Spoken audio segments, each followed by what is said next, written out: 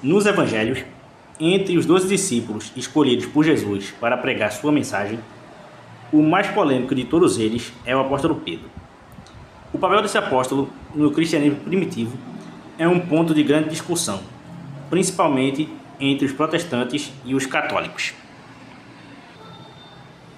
Essa discussão se dá principalmente por conta da passagem de Mateus 16:18, onde Jesus diz a Pedro: "Tu és Pedro, e sobre esta pedra edificarei a minha igreja." Os católicos veem nessa passagem uma evidência clara de que Pedro foi o primeiro papa e que a origem do papado estaria na sucessão apostólica, que teria começado com Pedro e continuado até os dias atuais.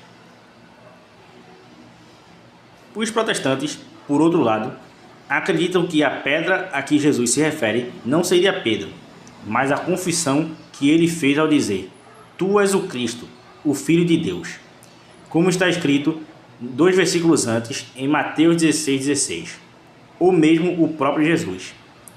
Isso não significa que Pedro não era um apóstolo importante, mas sim que a autoridade que ele exercia não era semelhante à de um papa moderno.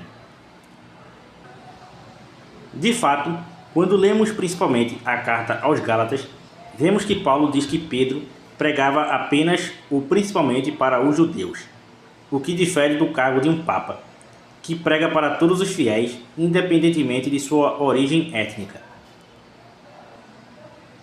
Em sua primeira carta aos Coríntios, Paulo também diz que algumas pessoas preferiam Pedro como líder, enquanto outras preferiam outros líderes, como ele próprio ou Apolo. E sua resposta a essa confusão dá a entender que ele via todos como iguais, como inclusive ele deixa claro novamente em sua carta aos Gálatas, onde diz que não se importa se alguns são considerados notáveis, pois, abre aspas, Deus não faz acepção de pessoas, fecha aspas. Esses elementos indicam que Paulo não via nenhum apóstolo como sendo o chefe dos outros, e que essa ideia surgiu posteriormente, embora cedo, já por volta do século II, sendo ensinada de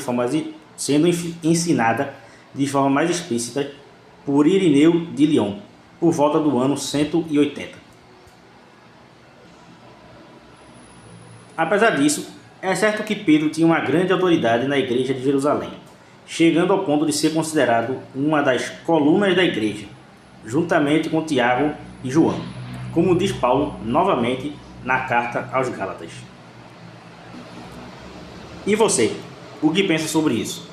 Deixe sua opinião nos comentários. Se gostou desse vídeo, curta, comente, compartilhe, se inscreva no canal se ainda não for inscrito e ative o sininho para receber as notificações dos próximos vídeos. Obrigado pela atenção.